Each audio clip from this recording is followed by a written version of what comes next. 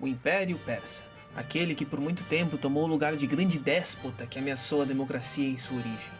O filme 300 de Esparta retrata mais ou menos essa visão. Assim como o Império Otomano foi na modernidade, talvez o que a China é para muitos hoje em dia. É uma visão orientalista, algo bem elaborado na obra de Eduard Said. Mas espera aí, essa música otomana não tem nada a ver. O tema é o Império Persa Aquemênida.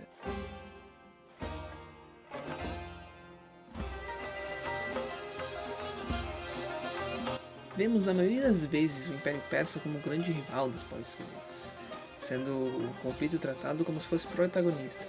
Mas se observarmos pela visão persa, vemos que a Grécia não passava de uma mera periferia do Império, que era de grande extensão. O Império ia do que hoje seria uma parte da Bulgária até parte do atual Paquistão, do Egito chegando a partes do Cáucaso. O Império Persa Aquemênida durou da metade do século VI até a primeira metade do século IV a.C. O Império Persa Aquemênida foi um dos primeiros impérios universais, tendo a imagem de grande déspota, muito pelo fato que boa parte dos documentos sobre o Império Persa são, na sua maioria, fontes gregas, bem como os textos de Heródoto. Mas apesar dessa imagem, o Império Aquemênida era marcado por sua tolerância a religiões locais e a preservação de suas elites, mas não por bondade e sim por um pragmatismo.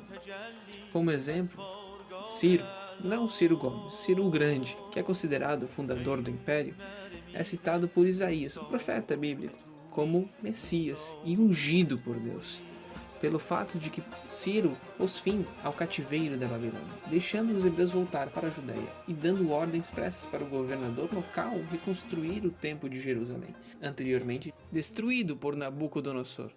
E na conquista do Egito, o então imperador Cambises foi faraonizado, o que é bem curioso, tu vê uma imagem de um imperador persa sendo tratado como faraó em certas imagens.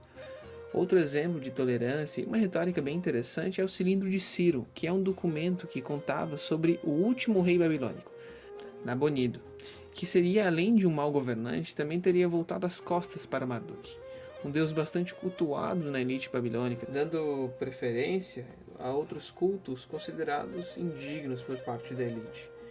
E se usando disso, Ciro se apresentou como um escolhido de Marduk, colocando o culto de volta em seu lugar de prestígio na sociedade babilônica. Esse é um exemplo muito interessante que mostra o empenho de construir uma retórica que facilite a aliança do império com líderes locais e suas oligarquias, demonstrando mais uma vez o forte caráter multiétnico do império.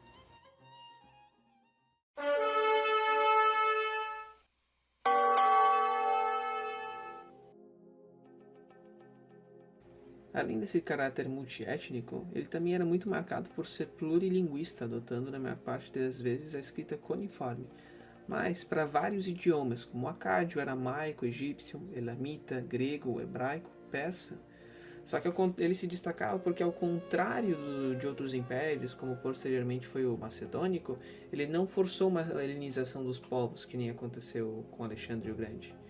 O Império Aquemênida não tentou difundir a língua persa como a língua padrão universal. Na maioria das vezes, seus documentos eram escritos em mais de uma língua.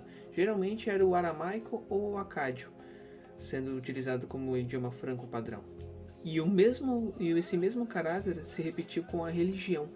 Os persas seguiam o mazdeísmo, também se referindo como o zoroatrismo, mas como o profeta Zaratrusta não é citado no período Aquemênida, é preferível chamar a religião de mazdeísmo devido ao nome do deus, Ahura Mazda. Mas então, os persas e os iranianos são a mesma coisa? Não, os persas são um dos povos iranianos. Eles ficam mais ou menos no sul do atual Irã. Mas foi só na década de 30 que o nome Pérsia foi oficialmente mudado para Irã. O império era organizado em províncias que eram governadas por sátrapas, geralmente nobres indicados pelo imperador. Eles seriam como se fossem reis vassalos ao imperador, que no idioma local o nome do imperador seria Shahanshah, que significa no idioma persa Rei dos Reis. Essa nomenclatura foi presente até a Revolução Islâmica na década de 70, tanto é que o monarca do então Estado Imperial do Irã tinha o título de Shah e evocava muito esse passado passado glorioso do Império Persa Aquemênida. Inclusive em 1971, o Reza Pahlavi, o último Shah do Irã, organizou uma festa, tido por muitos como a maior festa do mundo, que comemorou os 2.500 anos de fundação do Império Persa. Assim, que era uma coisa que era bem característico do período do Shah, essa associação ao glorioso passado persa, algo que foi um pouco perdido com a atual Revolução Islâmica.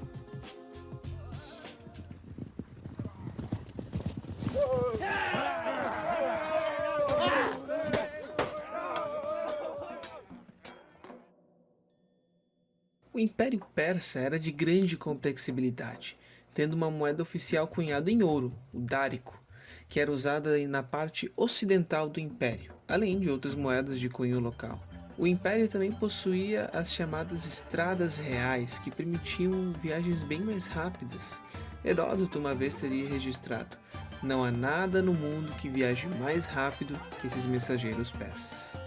Os povos do atual Irã, por causa de sua localização geográfica, se destacam muito pelo fato de serem a ligação terrestre entre o chamado Oriente Médio e o subcontinente indiano, tendo sido parte muito importante da Rota da Seda e dando um caráter único para sua cultura por ter influências tanto dos povos da Mesopotâmia, África, Índia Antiga e até da China.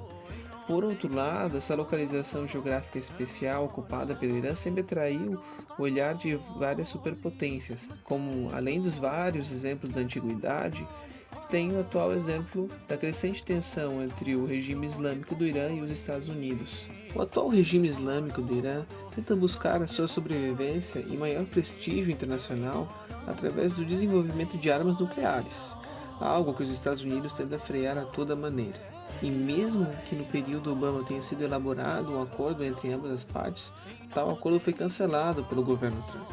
E mesmo com a vitória do democrata Joe Biden, ainda não se tem uma previsão se tal acordo voltará a vigorar.